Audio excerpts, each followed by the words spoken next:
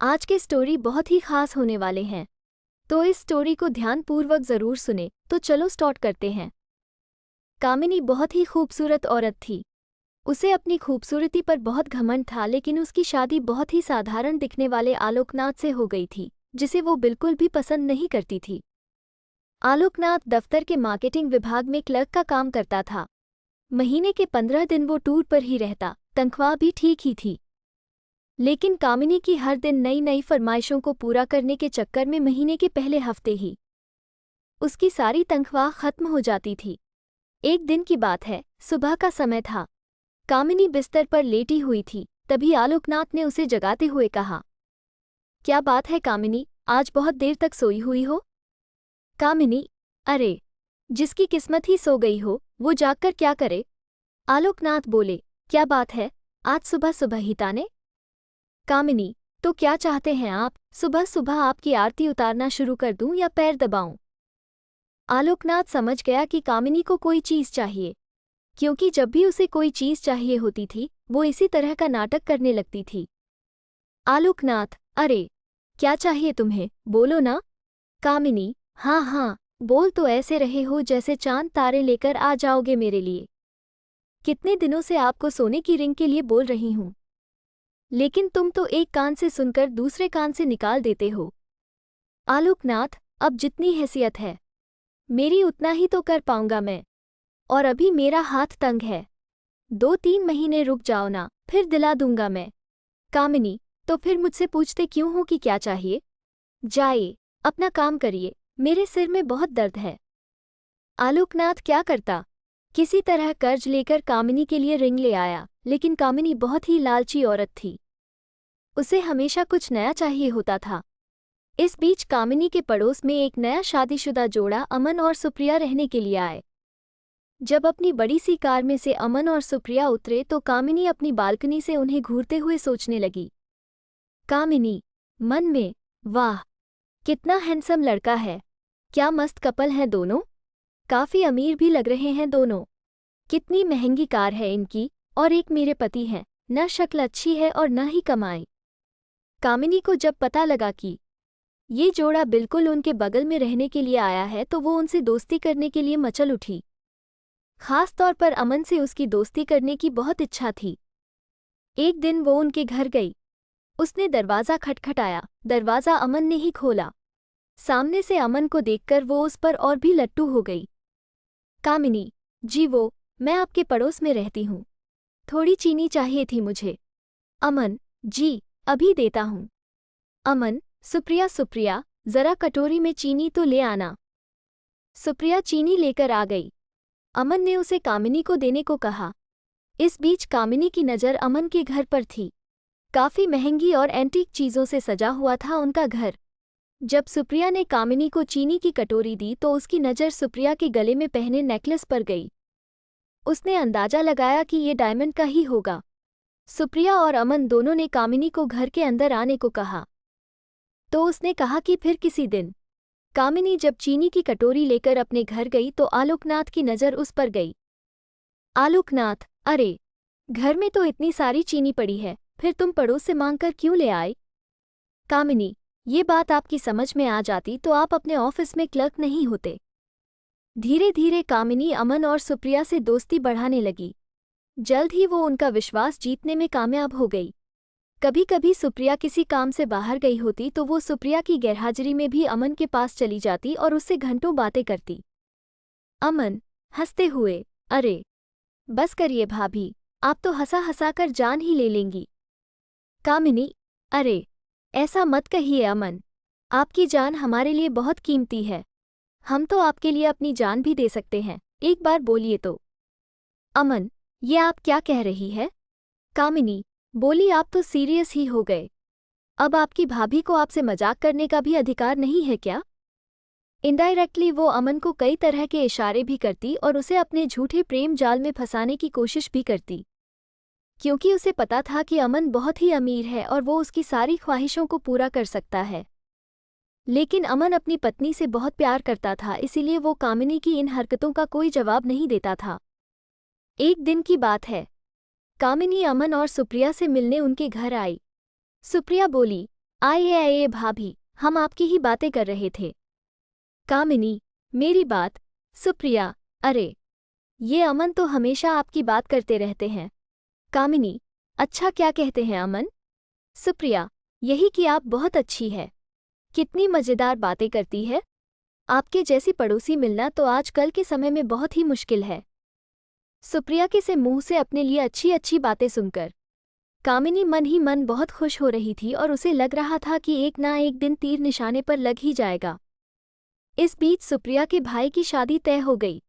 उसके मायके वाले उसे बार बार बुला रहे थे, इसलिए सुप्रिया को शादी के 20 दिन पहले ही जाना पड़ा। अमन को इतनी लंबी छुट्टी नहीं मिलती, इसलिए उसने शादी के कुछ ही दिन पहले जाने का तय किया था। इधर कामिनी को जब पता लगा कि सुप्रिया 20 दिनों के लिए अपने मायके जा रही है तो उसने मन ही मन एक प्लान बनाया। कामिनी मन में, यही सही मौका है अमन को फंसाने का। आलोक भी बाहर है और सुप्रिया भी अपने मायके गई हुई है। सुप्रिया को मायके गए हुए अभी 2 ही दिन हुए थे। रात को 9 बजे कामिनी ने अमन के घर का दरवाज़ा खटखटाया। अमन ने ज़रा देर से दरवाज़ा खोला। कामिनी, क्या बात है अमन, बहुत देर कर दी दरवाज़ा खोलने में? अमन बोला, अरे भाभी, वो किचन में रोटियां बना रहा था। आपको तो पता है ना, मुझे बाहर का खाना बिल्कुल पसंद नहीं है। कामिनी, अरे तो मुझे कह दिया होता, मैं बना देती। लगता है आप मुझे पराया समझते हैं। अमन, अरे नहीं नहीं भाभी, ऐसी बात नहीं है। मुझे खाना बनाना अच्छा लगता है। कामिनी, लेकिन मुझे ये अच्छा नहीं लगता कि मेरे रहते हुए आप किचन में खाना बनाएं। कामिनी भले ही अपने घर में कम ही खाना बनाती थी, लेकिन यहाँ तो उसका मकसद कुछ और था। वो किचन में गई और उसके लिए फटाफट खाना बनाने लगी। उसने ना सिर्फ खाना बनाया बल्कि अमन को खिलाया भी। अब तो कामिनी सुबह शाम उसके घर आती और उसका खाना बनाती। अमन को कामिनी का ये स्वभाव बहुत अच्छा लगा। एक दिन, अमन, कामिनी भाभी, मैं आपको क्या कहूँ? सच में आप मेरी बहुत मदद कर रही हैं, नहीं तो खाना बनाना और ऑफिस भी संभालना सच में बहुत मुश्किल काम है। एक दिन की बात है, कामिनी सुबह सुबह अमन के घर आई। अमन को लगा कि हर दिन की तरह वो खाना बनाने आई होगी, लेकिन हर दिन वो 8 बजे के बाद आती थी, लेकिन आज तो 7 ही बज रहे थे। कामिनी, अरे अमन, वो क्या है ना कि आज मेरा शौक खराब हो गया है। बुरा ना मानो तो मैं आज तुम्हारे बाथरूम में नहा लूं?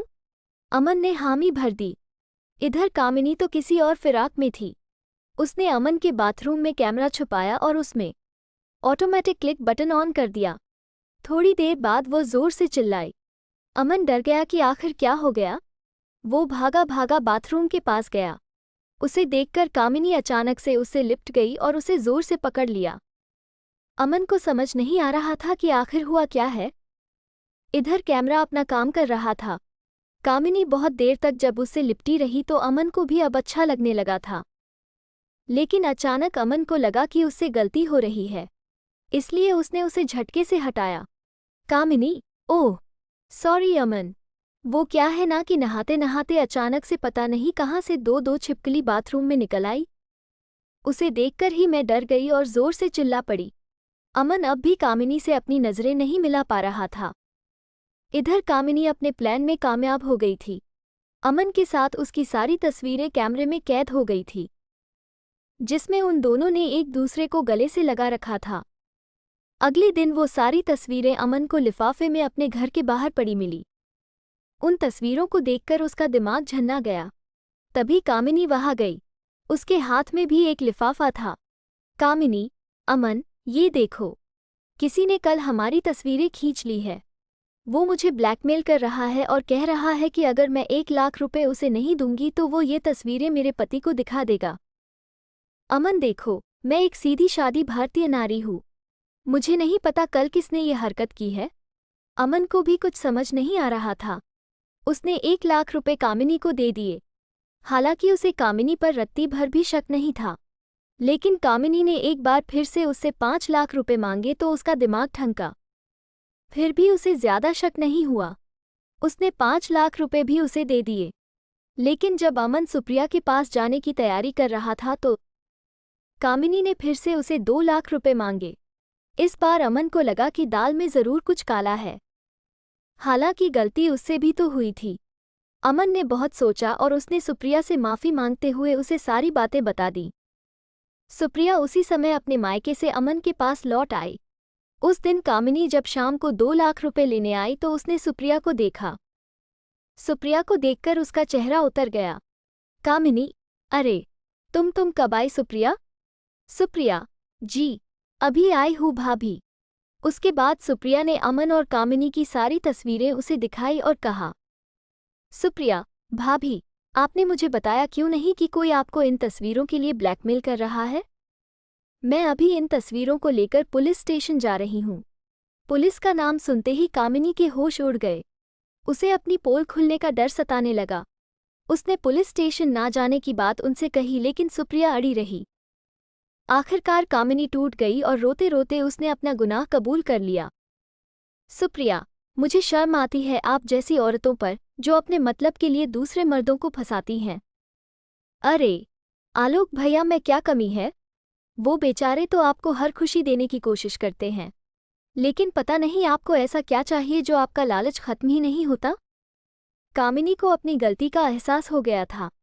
उसने उन दोनों से माफ़ी मांग ली, लेकिन अमन और सुप्रिया ने कुछ दिनों बाद अपना फ्लैट खाली कर दिया और वो कहीं और रहने चले गए। तो दोस्तों, आपको ये मज़ेदार कहानी आपको कैसी लगी, हमें कमेंट करके ज़रूर बताएं। अगर आपको अच्छा लगा तो मेरे चैनल को लाइक शेयर सब्सक्राइब ज़रूर करें। मिलते हैं नेक्स्ट वीडियो में, तब तक के लिए बाय।